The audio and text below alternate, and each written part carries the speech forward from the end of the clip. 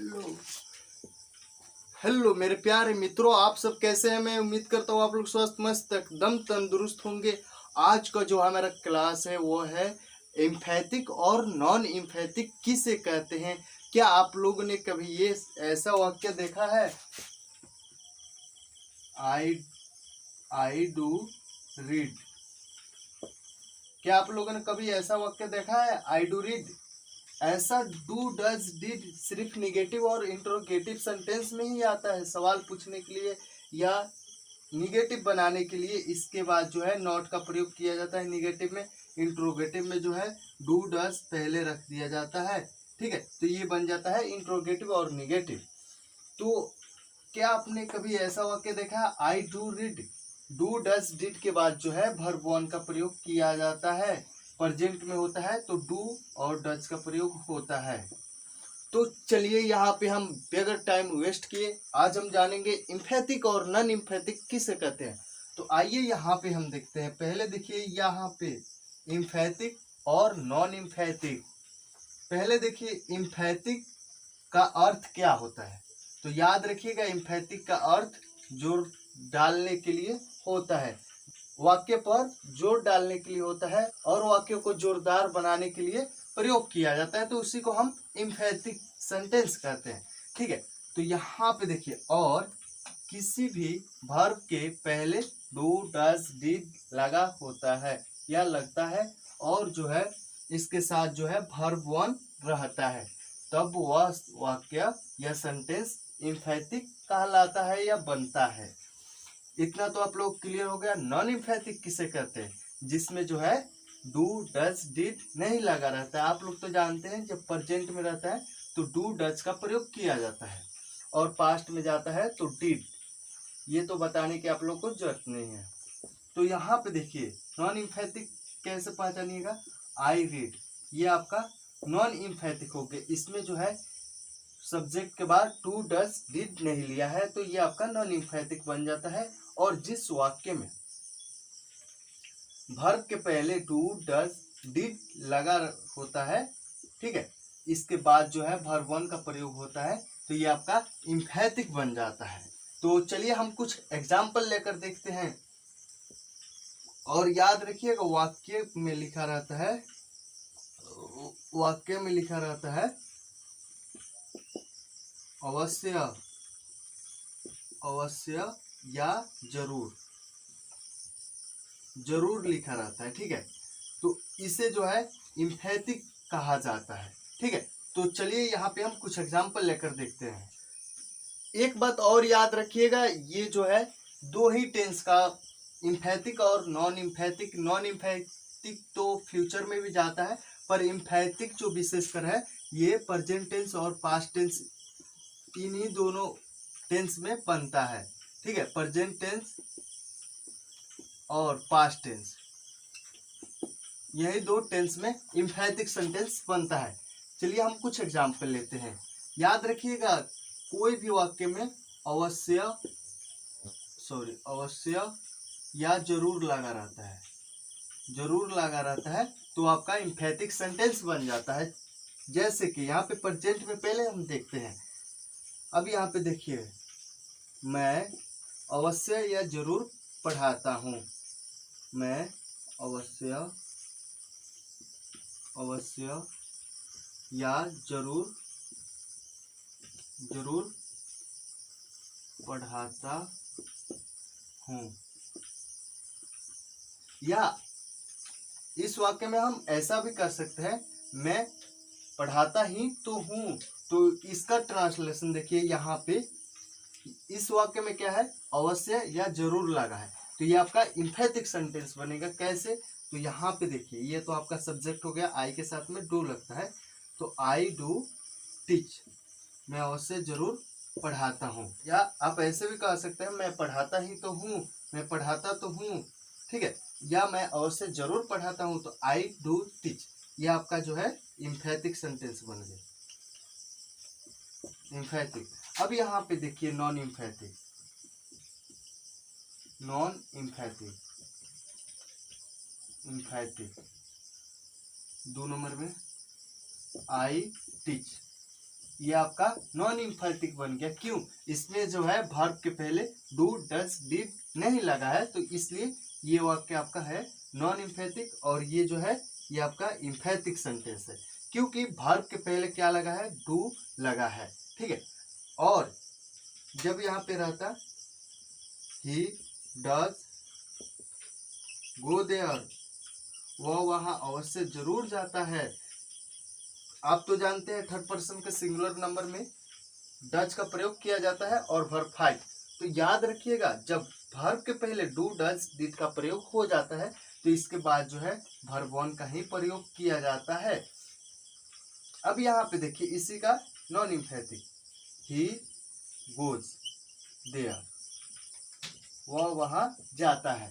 इसमें जो है झंझट नहीं है, अवश्य जरूर ऐसा शब्द नहीं बोला जाता है, और इसमें जो है अवश्य जरूर लगा होता है, या बोलने के समय में भी इसमें प्रयोग किया जाता है, ही डज गो देयर। ठीक है।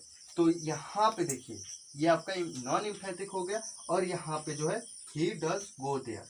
इतना याद रखिएगा, सब्जेक्ट के बाद में जो है डू डज का प्रयोग प्रेजेंट टेंस में होता है, यह तो आप लोग जानते हैं, और डिड का जो है पास्ट में। तो ये ही डज गो देयर, और डू डज डिड के बाद जो है वर्ब 1 का ही प्रयोग किया जाता है जब पास्ट में रहेगा। ठीक है। वह खेलता ही तो था, वह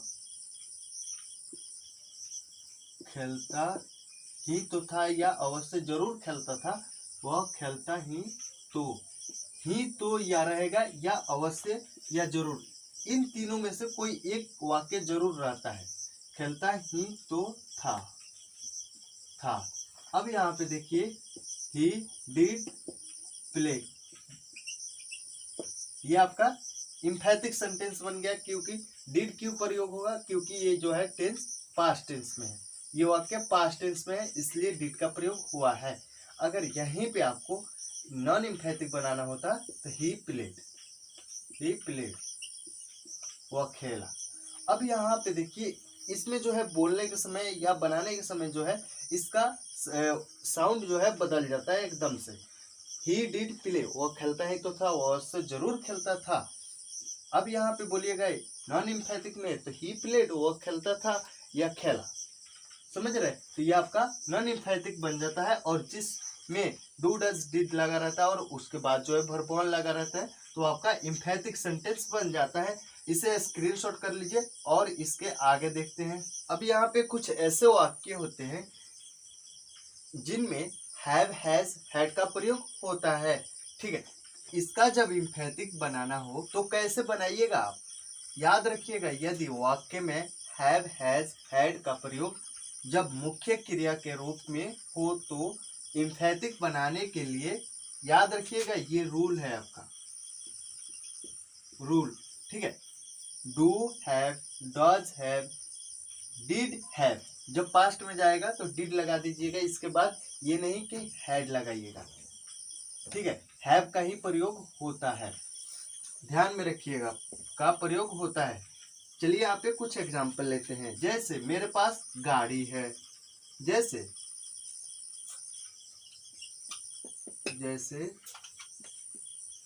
मेरे पास गाड़ी है। अब यहाँ पे दूसरा नंबर देखिएगा, मेरे पास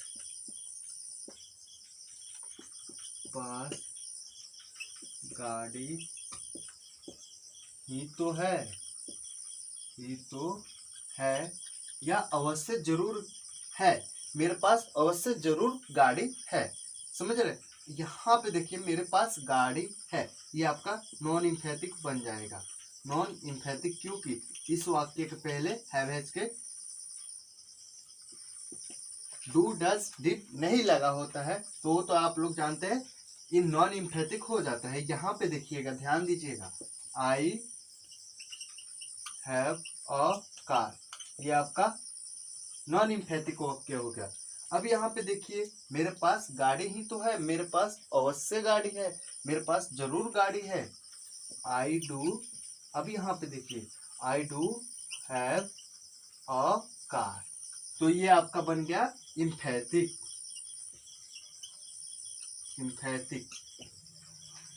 यदि पास्ट टेंस में रहेगा। जैसे मेरे पास एक गाड़ी थी, आई हैड अ कार, या रामू के पास गाड़ी थी। आप लोग तो जानते हैं सभी सब्जेक्ट के साथ में पास्ट टेंस में वर्ब टू ही लगता है। जब इम्फेटिक भी बनाते हैं तो इसके साथ में डिड वर्ब वन का प्रयोग सब सब्जेक्ट के साथ में होता है, तो ये आपका पास्ट टेंस में होता है। आई हैड अ कार, या Ram had a car, Ram के पास एक गाड़ी थी, राम हैड अ कार। अब यहाँ पे देखिए इसी का हम इम्फेटिक बनाएंगे, डिड, हैव, और इसके बाद नाउन लेंगे। जैसे कि राम डिड हैव, ये नहीं कि हैव अ कार, तो ये आपका हो गया इम्फेटिक सेंटेंस। इसे स्क्रीनशॉट कर लीजिए। और भी हम कुछ एग्जाम्पल लेकर देखते हैं। मानिए अगर इम्पेरेटिव सेंटेंस है जिसमें जो है वर्ब वन का प्रयोग किया जाता है, जिसमें जो है हुकुम, आदेश या जो है अनुरोध का भेद होता है, तो आप लोग तो इम्पेरेटिव सेंटेंस जानते हैं। अगर उसी को हमको इम्फेटिक बनाना हो तो हमें क्या करना पड़ेगा, तो याद रखिएगा यहाँ पे इम्पेरेटिव सेंटेंस को इम्फेटिक बनाने के लिए वर्ब के पहले डू का प्रयोग किया जाता है या होता है, ये नहीं कि डू डज। चलिए आप ये कुछ एग्जाम्पल लिया उसे देखते हैं। जैसे वहां जाओ, ये तो आप लोग जानते हैं ये नॉन इम्फेटिक हो गया, ये इम्पेरेटिव सेंटेंस है, तो यहाँ पे गो देयर, क्योंकि इसमें जो है अवश्य जरूर नहीं लगा है। अब यहाँ पे देखिए इम्फेटिक सेंटेंस को, ये आपका नॉन इम्फेटिक हो गया, ध्यान में रखिएगा, नॉन इम्फेटिक इम्फेटिक सेंटेंस हो गया। अब यहाँ पे दूसरा नंबर वाक्य देखिए, इम्फेटिक सेंटेंस, वहां अवश्य या जरूर जाओ, तो इसमें तो अवश्य या जरूर नहीं है, तो ये आपका नॉन इम्फेटिक बन गया। इसमें जो है इस वाक्य में अवश्य या जरूर है, तो ये आपका इम्फेटिक सेंटेंस बन गया। तो इस वर्ब के पहले डू का प्रयोग करेंगे, ना कि डज, डिड। काम करो, सॉरी, वहां अवश्य या जरूर जाओ। यहाँ पे देखिएगा डू, गो, देयर, तो ये आपका इम्फेटिक सेंटेंस बन जाएगा, क्योंकि इसमें जो है वर्ब के पहले डू का प्रयोग हुआ है, और इसमें जो है नॉन इम्फेटिक में इसके पहले डू का प्रयोग नहीं हुआ है। अब यहाँ पे तीसरा नंबर देखिए, काम करो, ये तो आपका नॉन इम्फेटिक सेंटेंस हो गया, इम्पेरेटिव सेंटेंस है। काम करो, यहाँ पे सॉरी, डू वर्क, ठीक, ये तो आपका नॉन इम्फेटिक हो गया, क्योंकि यहाँ पे जो है डू के पहले एक और डू नहीं लगा है। अब यहाँ पे देखो काम करने का दो वर्ब बनता है, डू या काम करने का डायरेक्ट वर्क भी होता है, तो ये तो आप लोग जानेंगे, डू वर्क, ये तो इम्फेटिक सेंटेंस है, पर ये आपका वाक्य गलत है, क्योंकि इम्फेटिक जो है इम्फेटिक वर्ब के पहले डू लेता है। यहाँ पे देखिए अवश्य जरूर काम करो, डू, अब यहाँ पे देखिए डू वर्क, तो ये आपका जो है वाक्य इम्फेटिक सेंटेंस बन गया, क्योंकि यहाँ पे डू ऑलरेडी है, तो ये जो है यहाँ पे ये आपका वर्ब का काम कर रहा है, और ये डू जो है ये आपका इम्फेटिक सेंटेंस का काम कर रहा है, तो ये आपका इम्फेटिक बन गया। चलिए और भी कुछ एग्जाम्पल लेकर देखते हैं जिसमें जो है वाक्य पर जोर डाला जाता है, तो इसे स्क्रीनशॉट कर लीजिए। चलिए यहाँ पे एक और नया टॉपिक पे हम बात करते हैं। याद रखिएगा जब इम्परफेक्ट टेंस को इम्फेटिक बनाया जाता है तब याद रखिएगा वाक्य के अंत में ता ही रहता है, जब पास्ट में जाएगा ता ही रहता था, तो इसका बनाने का रूल है, याद रखिएगा, डू, डज, पास्ट में did plus nothing plus but plus verb one का प्रयोग होता है। अब यहाँ पे देखिए जब किसी वाक्य में ता रहता है, ता रहता या ता रहता था, ठीक है, तब बनाने का रूल है go on plus verb four, या दूसरे नंबर में continue two plus verb one, या तीसरे नंबर से तीनों में से कोई एक लेकर आप किसी भी वाक्य को इम्फैटिक बना सकते हैं। या keep on plus verb for का प्रयोग किया जाता है। इसे स्क्रीनशॉट कर लीजिए, हम एग्जाम्पल लेकर देखते हैं। यहाँ पे देखिए हिंदी में कुछ एग्जाम्पल लिया हूँ, उदाहरण लिया हूँ, इसे हम देखते हैं और समझते हैं। याद रखिएगा, वह खेलता ही रहता था या रहता है। ही रहता है जब आता है तो याद रखिएगा ही डज या सब्जेक्ट के अनुसार डू डज तो आप लोग जानते हैं प्रयोग कैसा होता है। He does nothing but play. ठीक है, याद रखिएगा जब डज नथिंग या डू नथिंग या डिड नथिंग बट का प्रयोग होता है तब इसके बाद जो है वर्ब वन का प्रयोग किया जाता है। याद रखिएगा यहाँ पे एक और रूल छूट गया है, वांट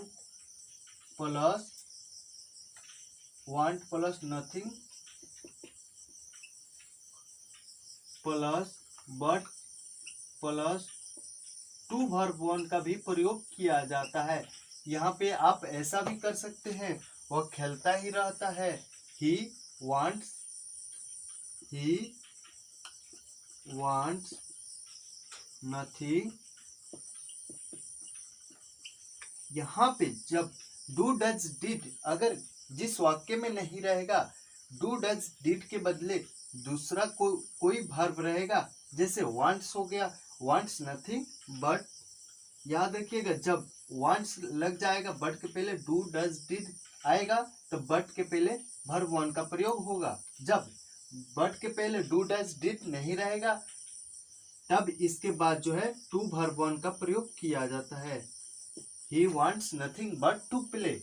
तो ये आपका इम्फैटिक सेंटेंस बन जाता है। क्या आपने कभी एक बात नोटिस किया है, इम्फैटिक सेंटेंस में जो है इसमें है ता रहता है, और उसमें जो है जब कंटिन्यूअस टेंस बनाया जाता है ता रहा है। जब प्रेजेंट इम्परफेक्ट बनाया जाता है तो सिर्फ रहा है, रही है, रहता था, रहती थी, इतना ही वाक्य मिलता है। जब इम्फैटिक सेंटेंस में घुसते हैं तो इसमें जो है रहता था, रहती थी, ता रहता था, ता ही रहता था। ठीक है, जब ही नहीं रहता है तो इसमें जो है याद रखिएगा वह खेलता रहता है, तब गोज ऑन का प्रयोग होगा या कीप्स ऑन का प्रयोग होगा, क्योंकि ये टेंस जो है प्रेजेंट टेंस में है। तो आप लोग तो जानते हैं सब्जेक्ट के अनुसार वर्ब 5 और वर्ब 1 का प्रयोग किया जाता है। जैसे कि आपको मैं रूल लिख दिया था यहाँ पे, ही गोज ऑन प्लेइंग या अब ही कीप्स ऑन प्लेइंग। ये तो आपका दो सेंटेंस अलग अलग हो गया। कीप्स का प्रयोग करिए कीप्स ऑन, या गोज ऑन का प्रयोग करिए, या ही कंटिन्यूस प्लेइंग। जब कंटिन्यू के बाद टू का प्रयोग करिएगा तब इसके बाद जो है वर्ब वन का प्रयोग होगा। जैसे कि ही कंटिन्यूज टू प्ले, तब यहाँ पे प्लेइंग नहीं होगा, सिर्फ प्ले ही रह जाएगा। ये तो आपका प्रेजेंट टेंस में हो गया। जब पास्ट टेंस में घुसेगा तब आप कैसे बनाइएगा, तो याद रखिएगा जैसे कि वह जाता ही रहता था, तब तो यहाँ पे हो गया ही wanted nothing but to go। क्योंकि मैंने आपको बताया है जब बट के पहले डू डज डिड का प्रयोग होगा इसके बाद जो है वर्ब वन का प्रयोग होगा। जब बट के पहले दूसरा कोई वर्ब रहेगा तब बट के बाद जो है टू वर्ब वन का प्रयोग होगा। तो यहाँ पे देखिए ही wanted nothing but to